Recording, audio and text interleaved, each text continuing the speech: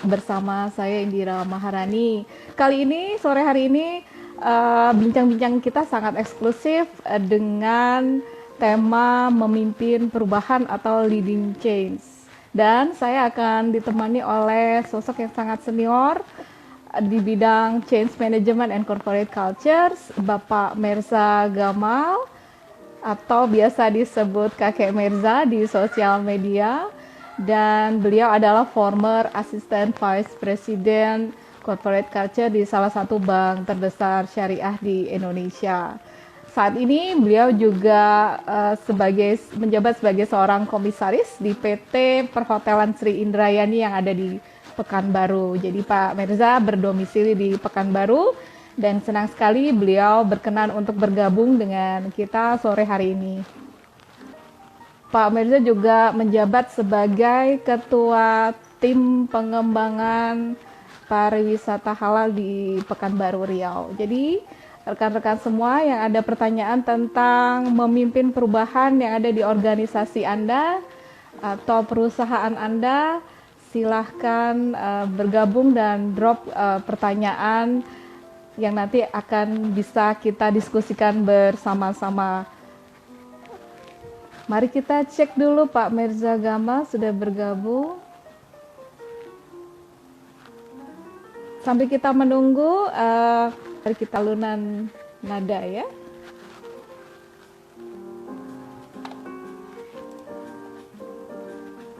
Apa sih sebenarnya memimpin perubahan yang akan kita bahas sore hari ini? Apa bedanya perubahan dan transformasi? Nanti kita bahas bersama-sama dengan pakarnya. Jadi beliau adalah pakar change management dan corporate cultures. Ketika Anda sedang melakukan perubahan yang ada di organisasi Anda, maka penting untuk melakukan tahapan-tahapan yang sesuai untuk melakukan perubahan agar setiap perubahan tahapannya akan dipersiapkan dengan matang. Mari kita menunggu. Selamat sore yang sudah bergabung. Apa aja sih dampak yang diharapkan dari setiap perubahan itu? Bagaimana pemimpin meninggalkan satu legacy untuk organisasi dan karyawannya. Jadi tugas sebagai seorang pemimpin adalah salah satunya adalah shaping the futures of organizations. Jadi memastikan bahwa visi organisasi ke depan itu dapat tercapai di perubahan yang ia lakukan. Ya, sore, tapi yang pakai laptop nggak mau. Jadi, Alhamdulillah, iya Pak, udah bisa bergabung.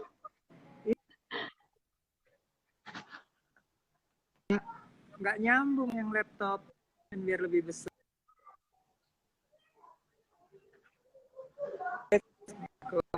Oh iya, sudah mau. Sepertinya koneksinya mungkin agak sedikit terputus sambil menunggu jaringan ya Pak. Ya. Nah, yang di laptop kayaknya delay.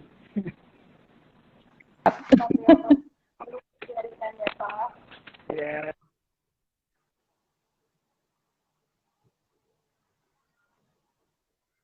Ya. Oke. Baik, suara saya jelas ya Pak? Enggak. Oke, baik. Alhamdulillah, Assalamualaikum Pak Merza. Waalaikumsalam. Senang sekali bisa berkenan hadir di bincang-bincang sore hari ini. Semoga tidak mengganggu kesibukannya ya Pak.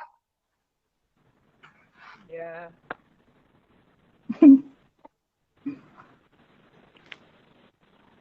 Bisa diceritakan dengan rekan-rekan nih. Lebih banyak stay at home. Ya, kita sama-sama banyak stay at home ya Pak. Iya.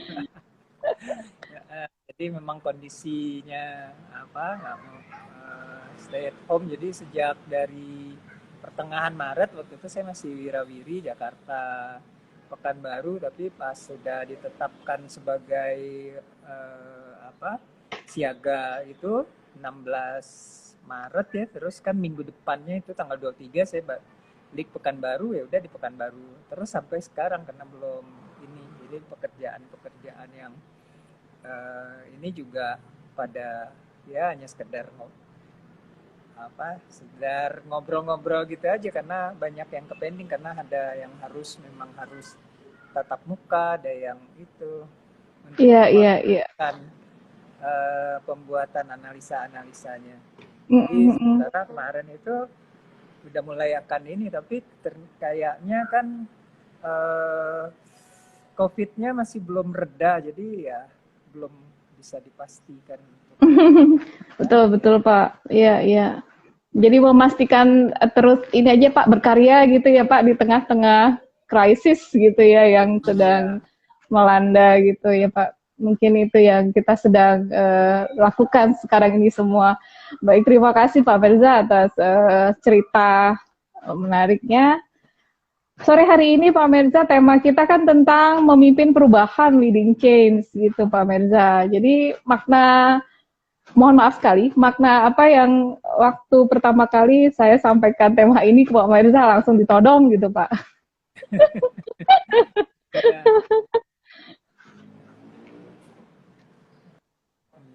Ya kita kan harus tahu dulu ya, harus paham apa sih itu sebenarnya perubahan ya.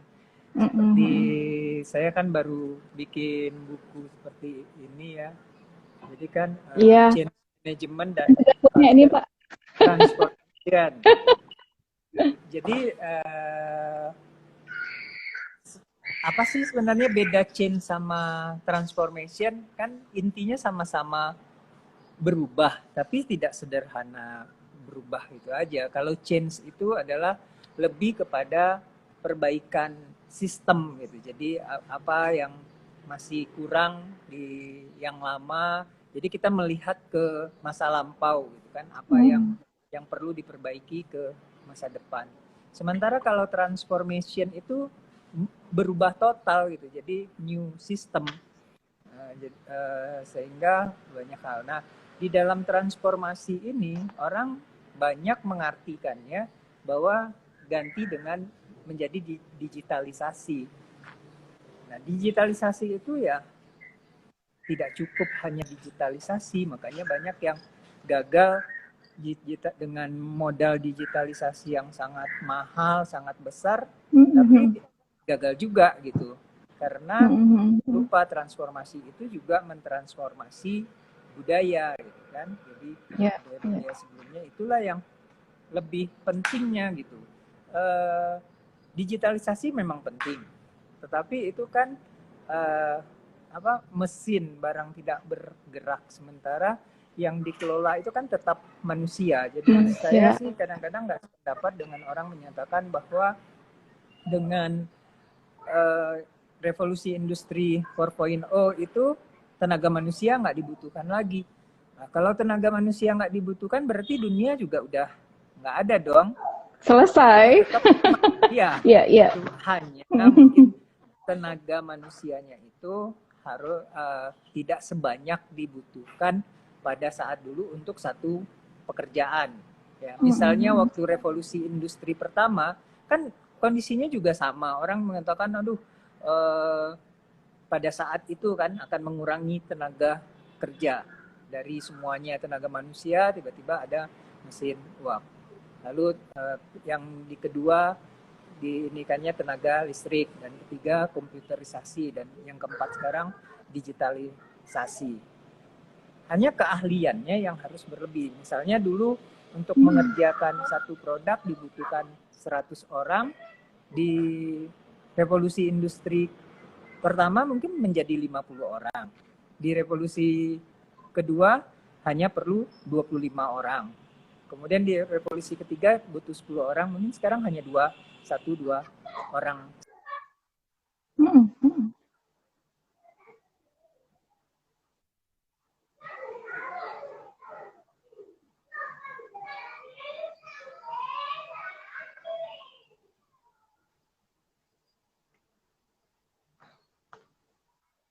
Menjadi 25 produk, dan di revolusi 4 menjadi 50 produk. Jadi kan tetap dibutuhkan Nah, manusia ini tentu butuh pimpinan, ya. Tidak mungkin yang memimpin itu adalah mesin gitu kan, secanggih apapun tetap manusia. Nah, disitulah dibutuhkan bahwa manusia. Nah, manusia yang seperti apa ya? Dia harus berubah mengikuti kondisi zaman yang ada. Jadi itu dari mengapa harus ada perubahan dalam sisi kepemimpinan. Pemimpin yang lama mungkin hanya perlu apa gitu ya. Kemudian yang kedua apa, dan sekarang tentu dia harus lebih canggih daripada mesin digital itu sendiri, ya, karena dia yang akan mengatur mesin itu, kan bukan mesin yang mengatur manusianya. Ya. Oke, jadi saya melihatnya sih peran sumber daya manusia atau pemimpin itu ya Pak ya, yang kian hari kian harus meningkat sesuai dengan itu. Ya, sepertinya saya juga terputus. Koneksinya? Oke. Ya, halo? Oke, ya. Sudah? Ya. Ya, sudah terdengar. Ya, mungkin ini rekan-rekan perlu banyak yang mungkin ada pertanyaan, kapankah saat-saat terbaik untuk melakukan satu transformasi atau perubahan di organisasi? Karena beberapa pebisnis, entrepreneur saat ini mungkin sedang dalam krisis atau pandemi di bisnisnya.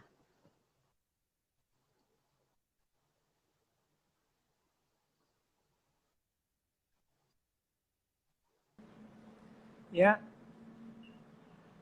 perubahan itu setiap saat pada saat ini.